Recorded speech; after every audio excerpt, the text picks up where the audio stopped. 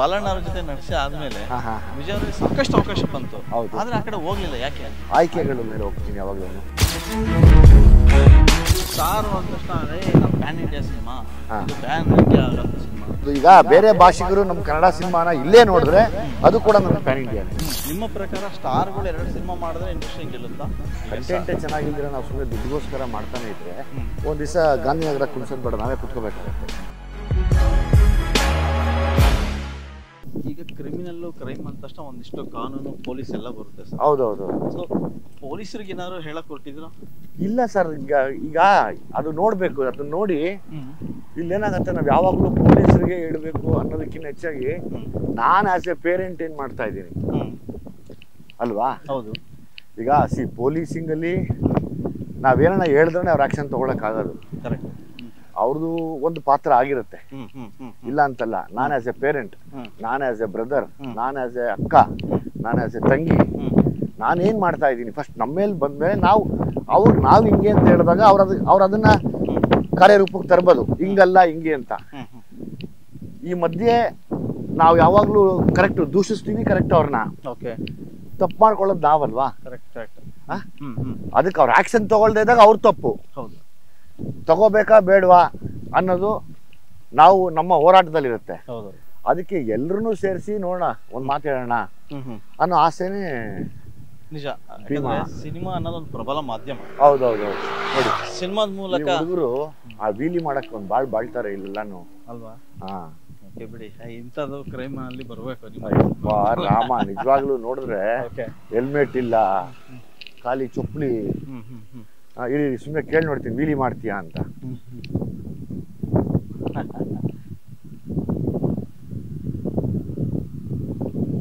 ಏನಪ್ಪಾ ನಿಂತ್ಕೊಂಡು ಹೋಗ್ತಾ ಇದ್ದೆ, ವೀಲಿ ಮಾಡ್ತೀಯಾ? ಮತ್ತೆ ಹೆಲ್ಮೆಟ್ ಹಾಕೋಬೇಕು ಹೋಗ್ಬೇಕು ಅಂತೇನಿಲ್ವೇನಮ್ಮ? ಅಲ್ಲ, ಇಲ್ಲ ಆಗಲ್ಲ, ಇಂಟ್ರ್ಯೂ ಮಾಡ್ತಾ ಇದ್ದೀನಿ, ಹೆಲ್ಮೆಟ್ ಹಾಕೊಂಡು ಆಡ್ಬೇಕು ಅನ್ನೋದಿಲ್ವಮ್ಮ ಗಮನ?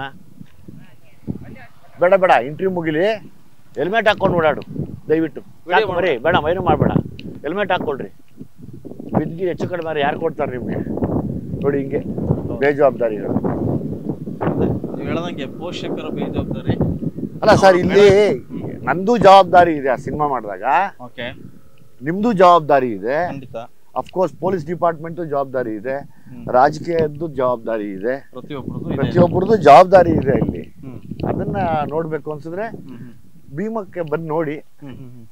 ಈಗಾಗಲೇ ಹೈಸ್ಕೂಲು ಮಕ್ಕಳನ್ನೇ ಅದು ಟಚ್ ಮಾಡಿ ಡಿಗ್ರಿವರೆಗೂ ಹೋಗಿದೆ. ತಿರ್ಗಾ ಎಲ್ಲೆಲ್ಲೋ ಅದು ಹೋಗೋದು ಬೇಡ ಅನ್ನೋ ಆಸೆ ನನಗಿದೆ. ಗೊತ್ತಿಲ್ಲ, ನಂದೊಂದು ಹೋರಾಟ ಅಂತಾನೆ ಹೇಳ್ಬೋದು ಇದು. ಈ ಹೋರಾಟಕ್ಕೆ ಎಲ್ಲರೂ ಕೈ ಜೋಡಿಸಿದ್ರೆ ಸಖತ್ತಾಗಿರುತ್ತೆ. ಹಾಯ್, ಹಲೋ, ಹಾಯ್, ಏನು ಓದ್ತಿದ್ಯಾ? Very good. ಯಾವ ಸ್ಕೂಲು? ವೆರಿ ಗುಡ್, ಚೆನ್ನಾಗಿ ಓದಮ್ಮ. ಎಸ್, ಭೀಮಾ ಆಕ್ಚುಲಿ ಕನ್ನಡತನ ಇರ್ತಕ್ಕಂಥ ಸಿನಿಮಾ. ನಾವು ಕೂಡ ಭಾವಿಸಿದ್ವಿ, ನೋಡಿದ್ವಿ. ಅಂದ್ರೆ ನಮ್ಮತನದ್ದು, ನಮ್ಮ ಸುತ್ತಮುತ್ತ ನಡೆಯುವಂತ ಪಾತ್ರಗಳಲ್ಲಿ ಕಾಣ್ತವೆ ಅನ್ನೋ ತರದ್ದು ನಾವು ಕಂಡುಕೊಂಡ್ವಿ. ನಿಜ ನಿಜ ನಿಜ. ಒಂದು ಸಾಮಾನ್ಯವಾಗಿ ಹೇಳು ಬರೋದೇನಂದ್ರೆ, ಸ್ಟಾರ್ ಅಂದ ತಕ್ಷಣ ನಮ್ಮ ಪ್ಯಾನ್ ಇಂಡಿಯಾ ಸಿನಿಮಾ, ಇದು ಪ್ಯಾನ್ ಇಂಡಿಯಾ ಆಗಂತ ಸಿನಿಮಾ. ಪ್ಯಾನ್ ಇಂಡಿಯಾ ಅಂದ್ರೆ ವಿಜಯ್ ಅವರು ಏನ್ ಹೇಳ್ತಾರೆ? ಪ್ಯಾನ್ ಇಂಡಿಯಾ ಅದಾಗಬೇಕು ಸರ್. ಈಗ ಡೋಲೋ 650 ಪ್ಯಾನ್ ಇಂಡಿಯಾ ಅವರು ಕಂಡಿಡಿದಾಗ ಅದನ್ನ ಪ್ಯಾನ್ ಇಂಡಿಯಾ ಆಗಿ ಕಂಡಿಡಿಲಿಲ್ಲ. ಅದು ಒಂದು ಜ್ವರಕ್ಕೆ ಯೂಸ್ ಮಾಡೋ ಮಾತ್ರೆ, ಪ್ಯಾರಾಸಿಟಮಾಲ್ ಮಾತ್ರೆ ಅಂತ ಕಂಡಿಡಿದ್ರು. ಜ್ವರ ನಿಲ್ಲಿ ಅಂತ ಆಲ್ ಓವರ್ ಇಂಡಿಯಾ ಯೂಸ್ ಮಾಡ್ತಾ ಇದೀವಿ. ಹಂಗೆ ಸಿನಿಮಾ ಕೂಡ ಗೊತ್ತಿಲ್ಲ, ಒಂದೊಂದ್ಸತಿ ಪ್ಯಾನ್ ಇಂಡಿಯಾ ಆಗ್ಬಿಡುತ್ತದು. ನಾನು ಪ್ಯಾನ್ ಇಂಡಿಯಾನೇ ಮಾಡ್ತೀನಿ. ಈಗ ಪ್ಯಾನ್ ಇಂಡಿಯಾ ಆಗೋಯ್ತು. ಅಲ್ಲ, ಪ್ಯಾನ್ ಇಂಡಿಯಾ ಅಂದ್ರೆ ವಿಜಯ್ ಪ್ರಕಾರ ಏನು ಅಂತ? ಪ್ಯಾನ್ ಇಂಡಿಯಾ ಎಲ್ಲರೂ ನೋಡುವಂತ ಕಥೆ ಇದ್ರೆ ಪ್ಯಾನ್ ಇಂಡಿಯಾ. ಅದಕ್ಕೆ ಭಾಷೆ ಬೇಡ. ಈಗ ಚಾರ್ಲಿ ಚಾಪ್ಲಿನ್ ಪ್ಯಾನ್ ವರ್ಲ್ಡ್ ಅಲ್ವಾ? ನಮ್ಮ ಸಿನಿಮಾನ ಬೇರೆ ನೋಡೋದೇ ಪ್ಯಾನ್ ಇಂಡಿಯಾ. ಹೌದು ಹೌದೌದು, ಹೌದೌದು. ಈಗ ಬೇರೆ ಭಾಷಿಗರು ನಮ್ಮ ಕನ್ನಡ ಸಿನಿಮಾನ ಇಲ್ಲೇ ನೋಡಿದ್ರೆ ಅದು ಕೂಡ ನಮ್ಗೆ ಪ್ಯಾನ್ ಇಂಡಿಯಾನೇ ಅಲ್ವಾ? ಹೌದು ಹೌದು, ಹಂಗೆ ಸರ್. ಈಗ ಭೀಮಾದಲ್ಲಿ ದಿ ಬೆಸ್ಟ್ ಸೀನ್ ಅನ್ನೋದು ಇರುತ್ತೆ, ಡೈರೆಕ್ಟರ್ ಸೀನ್ ಇದು. ಹೌದು, ಇಡೀ ಸಿನಿಮಾನೇ ನಮಗೆ ಪ್ರೀತಿ. ಹೌದು.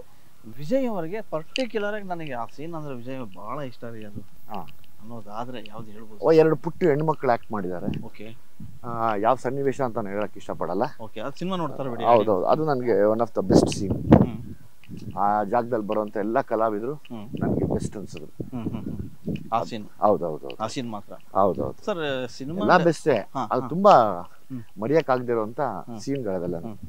ಯೂಶಲಿ ದುನಿಯಾ ವಿಜಯ್ ಸ್ಕ್ರೀನ್ ಮೇಲೆ ಬೇರೆ, ಆಫ್ ಸ್ಕ್ರೀನ್ ಮೇಲೆ ಬೇರೆ. ಅಂದ್ರೆ ಸ್ಕ್ರೀನ್ ಮೇಲೆ ರಾ ತರ ಕಂಡ್ರು ಆಫ್ ಸ್ಕ್ರೀನ್ ಮೇಲೆ ಅವ್ರ ಮನ್ಸೇ ಬೇರೆ. ಅದ್ರ ಹಿಂದೆ ಒಂದು ಬೇರೆ ಮನೋಭಾವ ಇರ್ತಕ್ಕಂಥ ಮನ್ಸು, ಅಂದ್ರೆ ಮಾನವೀಯತೆ ಗುಣ ಜಾಸ್ತಿ ಇದೆ. ಸೆಟ್ ಅಲ್ಲಿ ವಿಜಯ್ ಅವರು ಯಾರಿಗಾರ ಗಲಾಟೆ ಮಾಡಿ ಕೆಲಸ ತಗೊಂಡಿದ್ದು ಉಂಟಾ ಅಂತ? ಇಲ್ಲ ಇಲ್ಲ ಇಲ್ಲ, ನಾನು ಕೆಲಸನ ಮಕ್ಕಳನ್ನ ಮಾತ್ರ ನಾವು ಎದುರಿಸಿ ಬೆದರಿಸಿ ಗದರಿಸಿ ತಗೋಬಹುದು, ಮಕ್ಕಳನ್ನ ಮಾತ್ರ. ಅದು ಬಿಟ್ರೆ ನಿನಗೆ ಬದುಕಬೇಕಾದ ಜವಾಬ್ದಾರಿ ಇದ್ರೆ ಮಾಡು, ಒಳ್ಳೇದಾಗ್ಲಿ ನಿನಗೆ, ನಿಂಗೆ ಒಳ್ಳೇದಾರೆ ಎಲ್ರಿಗೂ ಒಳ್ಳೇದಾಗತ್ತೆ. ಎಲ್ಲದಕ್ಕಿಂತ ಹೆಚ್ಚಾಗಿ ನಿಮ್ಮ ಅಪ್ಪ ಅಮ್ಮ ಅಪ್ರಿಶಿಯೇಟ್ ಮಾಡ್ತಾರೆ, ಹೌದಪ್ಪ ಇಷ್ಟ ಒಂದು ಪಾತ್ರ ಮಾಡ್ದ ಅಂತ ಮಾಡು ಅಂದ್ರೆ ಖಂಡಿತವಾಗ್ಲೂ ಮಾಡ್ತಾರೆ ಅವರೇ, ಅಲ್ವಾ? ಹೌದು ಸರ್, ಹೌದು ಸರ್. ವಿಜಯ್ ಅವರಿಗೆ ಆಕ್ಟಿಂಗ್ ವಿಚಾರದಲ್ಲಿ ಬಂದಾಗ ಈಗ ಡೈರೆಕ್ಷನ್ ಎರಡನ್ನೂ ನೀವು ಬ್ಯಾಲೆನ್ಸ್ ಮಾಡಿದ್ರೆ, ಹೌದು, ವಿಜಯ್ ಅವ್ರು ಬಂದಿದ್ದೇ ನಿರ್ದೇಶನಕ್ಕ ಅಥವಾ ವಿಜಯ್ ಅವ್ರು ಬಂದಿದ್ದೇ ಆಕ್ಟಿಂಗ್ ಮಾಡೋದಕ್ಕ? ಇದೊಂದು ಪ್ರಶ್ನೆ ಇದೆ. ಯಾಕಂದ್ರೆ ಈಗ ಆರಂಭದಲ್ಲಿ ಅವಕಾಶ ತಗೊಂಡು ಆಮೇಲೆ ಬರೋರು ಹೆಚ್ಚು. ಈಗ ಜೀವನ ಫಸ್ಟ್ ಮಕ್ಕಳದ್ ಹೆಂಗೆ ಫಸ್ಟ್ ಒದ್ದಾಡಕ್ ಶುರು ಮಾಡಿಸುತ್ತೆ, ಆಮೇಲೆ ತೊಡೆ ಮೇಲೆ ಕುತ್ಕೊಂಡು ಹಿಂಗ್ ಎಳಿಯಕ್ ಶುರು ಮಾಡಿಸುತ್ತೆ, ಆಮೇಲೆ ಗೋಡೆ ಹಿಡಿಯಕ್ ಶುರು ಮಾಡಿಸುತ್ತೆ, ನಿಂತ್ಕೊಳಕ್ ಶುರು ಮಾಡಿಸುತ್ತೆ, ನಡಿಯಕ್ ಶುರು ಮಾಡಿಸುತ್ತೆ, ಬೀಳಕ್ ಶುರು ಮಾಡಿಸುತ್ತೆ, ಹೊಸಲು ದಾಟಕ್ ಶುರು ಮಾಡಿಸುತ್ತೆ, ಅದಾದ್ಮೇಲೆ ಓಡಕ್ ಶುರು ಮಾಡಿಸುತ್ತೆ, ಅದಾದ್ಮೇಲೆ ಓಡ್ತಾ ಓಡ್ತಾ ಬೀಳ್ತವೆ, ತಿರ್ಗಾ ಎದ್ದು ಯಾವ್ದೋ ಹಳ್ಳ ಬಂದ್ರೆ ಎಗಿರ್ತಾವ ಸ್ವಲ್ಪ ದಿವಸ ಆದ್ಮೇಲೆ, ಬುದ್ಧಿ ಬಂದ್ಮೇಲೆ. ಹಂಗೆ ನಾವು ಈ ಸಿನಿಮಾ ಅನ್ನೋದು ಹಂಗೇನೆ, ಈ ತರದ ಎಲ್ಲಾ ಆಟನೂ ಆಡ್ಸುತ್ತೆ ಅದು. ಸಮ್ ಟೈಮ್ ಬಂದಾಗ ನಾವು ಜಂಪ್ ಮಾಡ್ಬೇಕಾಗತ್ತೆ, ಆ ಜಂಪ್ ಅನ್ನೋದೇನೆ ಇದು. ಅಂದ್ರೆ ಈಗ ನಟನೆಯಿಂದ ನಿರ್ದೇಶನಕ್ಕೂ ಜಂಪ್ ಮಾಡಾಯ್ತು ನೀವು? ಹೌದೌದು. Hi hi. ಸರ್, ಈಗ ಸಿನಿಮಾ ಈಗ ಬೇರೆ ಲೆವೆಲ್ಗೆ ಇದೆ ಅಂತದ್ದು ಕನ್ನಡ ಚಿತ್ರರಂಗ. ಒಂದ್ಸರಿ ಆ ಕಡೆ ಹೋಗ್ಬಿಟ್ಟು ಈ ಕಡೆ ಮಜಲ್ನ ಬದಲಾಯಿಸೋಂತ ಸ್ಥಿತಿ ಈಗ. ಹೌದೌದು. ಈಗಿನ ಪರಿಸ್ಥಿತಿಯಲ್ಲಿ ಥಿಯೇಟ್ರಿಕಲ್ ಅಲ್ಲಿ ಸಿನಿಮಾ ನಿಲ್ಲೋದೇ ಕಷ್ಟ ಆಗ್ತಾ ಇತ್ತು. ಹೌದೌದು.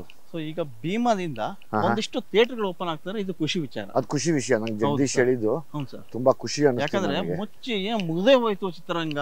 ಅಂದ್ರೆ ಇವತ್ತು ಸಿನಿಮಾ ರಂಗ ಮೊಬೈಲಿಗೆ ಬಂತು ಸರ್. ಹೌದೌದು. ಅಂತ ಪರಿಸ್ಥಿತಿಯಲ್ಲಿ ಥಿಯೇಟರ್ಗೆ ಬಂದು ಸಿನಿಮಾ ನೋಡೋ ಮಜಾನೇ ಬೇರೆ. ಹೌದು, ನಾವೆಲ್ಲ ಥಿಯೇಟರ್ ನಲ್ಲಿ ನೋಡೇನೆ ಮಜಾ ತಗೊಳ್ತಾ ಇದ್ವಿ. ನಿಜ ನಿಜ ನಿಜ. ಸೊ ಎಲ್ಲೋ ಒಂದ್ ಕಡೆಗೆ ನಶಿಸ್ ಹೋಗ್ತಾ ಇದೆಯಾ ಅಥವಾ ಏನಾದ್ರು ಇದು ಬೇರೆ ಲೆವೆಲ್ಗೆ ಹೋಗ್ತಾ ಇದೆಯಾ ಸಿನಿಮಾ ಇಂಡಸ್ಟ್ರಿ ಅನ್ನೋ ಟೈಮಲ್ಲಿ ಭೀಮಾ ಮತ್ತೆ ಪುಷ್ಟಿ ಕೊಡ್ತಾ ಬಂತು. ಥಿಯೇಟರ್ಗಳು ರೈಸ್ ಆಗ್ತಾ ಇದೆ. ಸೊ ಇದ್ರ ಬಗ್ಗೆ ಹೇಳೋದು ನನಗೆ ಅದ್ರ ಬಗ್ಗೆ ತುಂಬಾ ಖುಷಿ ಇದೆ. ನಮ್ಮ one of the producer Jagadish is also distributor ಕೂಡ. ಅವ್ರು ಹಂಗೆ ಹೇಳಿದಾಗ ನನಗೆ ಒಂಥರ ಖುಷಿ ಅನ್ನಿಸ್ತು ಮನಸ್ಸಿಗೆ. ಸೊ ಹಂಗೆ ನಾನು ಬೇಡ್ಕೊತಾ ಇದ್ದೀನಿ ದೇವರಲ್ಲಿ, ಬರುವಂತ ಎಲ್ಲ ಪ್ರೇಕ್ಷಕರಿಗೂ ನಾನು ಹೇಳಕ್ ಕೊಟ್ಟಿರೋ ವಿಷಯನ ಅವ್ರ ಮನಸ್ಸಿಗೆ ಖುಷಿಯಾಗಿ ನನಗೆ ಆಶೀರ್ವಾದ ಮಾಡಲಿ ಅಂತ ಕಾಯ್ತಾ ಇದ್ದೀನಿ. ಎಲ್ಲ ಸರಿ, ವಿಜಯ್ ಅವರು ಒಂದು ರೌಂಡ್ ಪರಭಾಷೆಗೂ ಹೋದ್ರು, ಅಲ್ಲೂ ಕೂಡ ಸೆಟ್ ಹೊಡೆದ್ ಬಂದ್ರು. ಅದಾದ್ಮೇಲೆ ಬಾಲಣ್ಣ ಅವ್ರ ಜೊತೆ ನಡೆಸಿ ಆದ್ಮೇಲೆ ವಿಜಯ್ ಅವ್ರಿಗೆ ಸಾಕಷ್ಟು ಅವಕಾಶ ಬಂತು, ಆದ್ರೆ ಆ ಕಡೆ ಹೋಗ್ಲಿಲ್ಲ. ಯಾಕೆ ಅಂತ? ನನಗೆ ಒಂದು ಇಲ್ಲಿ ತುಂಬಾ ಬಿಸಿ, ಇನ್ನೊಂದು ಆಯ್ಕೆಗಳ ಮೇಲೆ ಹೋಗ್ತೀನಿ ಯಾವಾಗ್ಲೂ. ಈಗ ನೋಡಿ, ನಾವು ತುಂಬಾ ದೊಡ್ಡ ದೊಡ್ಡವರು ಅಂದ್ರೆ ಲೈಕ್ ಇಲ್ಲಿ ಅಣ್ಣ ಅವರು ನಾವು ಆಕ್ಟ್ ಮಾಡಕ್ ಆಗ್ಲಿಲ್ಲ, ಶಿವಣ್ಣ ಅವ್ರ ಜೊತೆ ಮಾಡ್ಬೇಕು, ಅಲ್ಲೋದ್ರೆ NTR ತುಂಬಾ ದೊಡ್ಡ ನಟರು ಅವರು, ಅವ್ರ ಮಕ್ಕಳು, ಅವ್ರ ಜೊತೆ ಮಾಡ್ತಿದ್ರೆ ಅದು ನಮ್ಮ ಭಾಗ್ಯ. ಅಲ್ಲಿ ತಮಿಳ್ನಾಡಿಗೆ ಹೋದ್ರೆ ರಜನಿ ಸಾರು, ಅವ್ರ ಜೊತೆ ಮಾಡ್ಬೇಕು ಅನ್ನೋ ದೊಡ್ಡ ಆಸೆ. ಆ ಕಡೆ ತಿರ್ಗಾ ಬೇರೆ ಭಾಷೆಗೆ ಹೋದ್ರೆ ಮಮ್ಮೂಟಿ, ಮೋಹನ್ ಲಾಲ್ ಅವ್ರ ಜೊತೆ ಇವೆಲ್ಲವೂ ಒಬ್ಬ ನಟನ್ಗೆ ಇರುವಂತ ಆಸೆಗಳಿರ್ತವೆ. ಆ ಆಸೆನ ಒಂದೊಂದೇ ದೇವ್ರು ನೆರವೇರಿಸ್ತಾ ಇದ್ದಾನೆ. ಅದ್ರ ಬಗ್ಗೆ ನನಗೆ ಖುಷಿ ಇದೆ. ಕನ್ನಡ ಇಂಡಸ್ಟ್ರಿಯಲ್ಲಿ ಒಂದು ಕೂಗು ಅವಾಗವಾಗ ಕೇಳಿ ಬರ್ತಾನೆ ಇದೆ. ಸ್ಟಾರ್ಗಳು ವರ್ಷಕ್ಕೆ ಒಂದ್ ಸಿನಿಮಾ ಅಥವಾ 2 ವರ್ಷಕ್ಕೆ ಒಂದ್ ಸಿನಿಮಾ, 3 ವರ್ಷಕ್ಕೆ ಒಂದ್ ಸಿನಿಮಾ ಮಾಡಿದ್ರೆ ಇಂಡಸ್ಟ್ರಿ ಗ್ರೋತ್ ಹೆಂಗಾಗುತ್ತೆ, ಇಂಡಸ್ಟ್ರಿ ಗ್ರೋತ್ ಹೆಂಗಾಗುತ್ತೆ ಅನ್ನೋದು ಒಂದು ಮಾತು ಸರ್. ನಿಮ್ಮ ಪ್ರಕಾರ ಸ್ಟಾರ್ಗಳು 2 ಸಿನಿಮಾ ಮಾಡಿದ್ರೆ ಇಂಡಸ್ಟ್ರಿ ಗೆಲ್ಲುತ್ತಾ ಅಥವಾ ಇಂಡಸ್ಟ್ರಿ ಉಳಿಯುತ್ತಾ? ಇಲ್ಲ ಇಲ್ಲ ಇಲ್ಲ. ಸಬ್ಜೆಕ್ಟ್ಗಳು ಚೆನ್ನಾಗಿದ್ರೆ ಕಂಟಿನ್ಯೂಸ್ ಆಗಿ ಮಾಡ್ಬೋದು ನಾವು. ಕಂಟೆಂಟ್ ಚೆನ್ನಾಗಿರ್ಬೇಕು. ಹೌದು, ಕಂಟೆಂಟ್ ಚೆನ್ನಾಗಿಲ್ದ್ರೆ ನಾವು ಸುಮ್ಮನೆ ದುಡ್ಡುಗೋಸ್ಕರ ಮಾಡ್ತಾನೆ ಇದ್ರೆ ಒಂದ್ ದಿವಸ ಗಾಂಧಿನಗರ ಕುಣ್ಸೋದ್ ಬೇಡ, ನಾವೇ ಕುತ್ಕೋಬೇಕಾಗತ್ತೆ. ಕರೆಕ್ಟ್. ಎಲ್ಲ ಹೊಸಬ್ರಿಂದನೇ ಇಂಡಸ್ಟ್ರಿ ನಡೀತಾ ಇದೆ ಈಗ ಆಗ ನೋಡಿದ್ರೆ. ಇಲ್ಲ, ಎಲ್ಲ ಅಗೇನ್ ಸಬ್ಜೆಕ್ಟ್ ಕೌಂಟ್ಸ್ ಅಲ್ಲ. ಸಬ್ಜೆಕ್ಟ್ ಅಲ್ಲಿ ವಿಷಯ ಇದ್ರೆ ಯಾರು ಬಂದು ಅದನ್ನ ತಪ್ಸಕ್ಕಾಗಲ್ಲ. ಅದೊಂದು ದೊಡ್ಡ ಮಟ್ಟಕ್ಕೆ ಹೋಗೇ ಹೋಗುತ್ತೆ ಯಾವಾಗ್ಲೂ. ಓಕೆ, ಸಾಮಾನ್ಯವಾಗಿ ಹೀರೋಯಿಸಮ್ ಸಿನಿಮಾಗಳು ಅಂದ್ರೆ ಹೀರೋಯಿನ್ಗೆ ಸ್ಪೇಸ್ ಕಮ್ಮಿ. ಹೌದು. ಭೀಮಾದಲ್ಲಿ ಸ್ಪೇಸ್ ಇದೆಯಾ ಇಲ್ಲ ಹೀರೋಯಿನ್ಗೆ? ನೀವು ನೋಡಿ, ಈಗ ಸಲಗ ನೀವು ನೋಡಿದ್ರಿ, ಸಲಗ ನೋಡಿದಾಗ ನಿಮ್ಗೆ ಅನ್ನಿಸ್ತು ಓ ಹೀರೋಯಿನ್ಗೂ ಸ್ಪೇಸ್ ಇತ್ತು ಅಂತ. ಇದ್ರಲ್ಲೂ ನೋಡಿದಾಗ ನಿಮ್ಗೆ ಗೊತ್ತಾಗುತ್ತೆ ಓ ಎಸ್ ಸ್ಪೇಸ್ ಹೆಂಗಿದೆ ಅಂತ. ಸರ್, ಇದ್ರ ಮುಖ್ಯವಾಗಿ ಸ್ಟಂಟ್ ಬಗ್ಗೆ ಮಾತಾಡಬೇಕಿತ್ತು. ಕರೆಕ್ಟ್. ಈ ಸ್ಟಂಟ್ ಬಗ್ಗೆ ಒಂದಿಷ್ಟು ಹೇಳಲೇಬೇಕು ಸರ್. ಈಗ ಸ್ಟಂಟ್ ವಿಷಯ ಬಂದ್ರೆ ನೋಡಿಗರಿಗೆ ಈಗ ಥಿಯೇಟರ್ಗೆ ಬರ್ದಿರಕ್ಕೆ ಇನ್ನೊಂದು ಕಾರಣ ಕೂಡ ಆಗ್ಬೋದು. ಸೇಮ್ ಸಾರ್ಟ್ ಆಫ್ ಆಕ್ಷನ್ ಅಂದ್ರೆ ಒಬ್ರು ತೆಲುಗುಲಿ ಏನ್ ಮಾಡಿದ್ರು, ಹಿಂದಿಲಿ ಏನ್ ಮಾಡಿದ್ರು ಅದನ್ನೇ ರಿಪೀಟ್ ಮಾಡಿ ಮಾಡಿ ಮಾಡಿ ಇಲ್ಲಿ ಕೂಡ ಶುರು ಮಾಡಿದ್ರು ಅಲ್ವಾ? ಅದು ಕೂಡ ಒಂದು ಪಾಯಿಂಟ್ ಇರ್ಬೋದು. ಜನ ಬರ್ದಿರಕ್ಕೆ ಬಾಪ ಅದನ್ನೇ ಬಿಟ್ರೆ ಏನೇನ್ ಮಾಡ್ತಾರೆ ಇವರು ಅನ್ನೋದು ಕೂಡ ಒಂದು ಪಾಯಿಂಟ್ ಆಗ್ಬೋದು. ನಾನು ಈ ಸಿನಿಮಾಲಿ ಹೊಡೆದಾಟದ ದೃಶ್ಯದಲ್ಲಿ ಒಬ್ಬ ನಾರ್ಮಲ್ ಮನುಷ್ಯ ಹೆಂಗ್ ಹೊಡೆದಾಡಕ್ ಸಾಧ್ಯ, ಒಬ್ಬ ಗಂಡಸು ಹೆಂಗ್ ಹೊಡಿಯಕ್ ಸಾಧ್ಯ, ಅದನ್ನ ಮಾತ್ರ ಮಾಡಿದೀನಿ.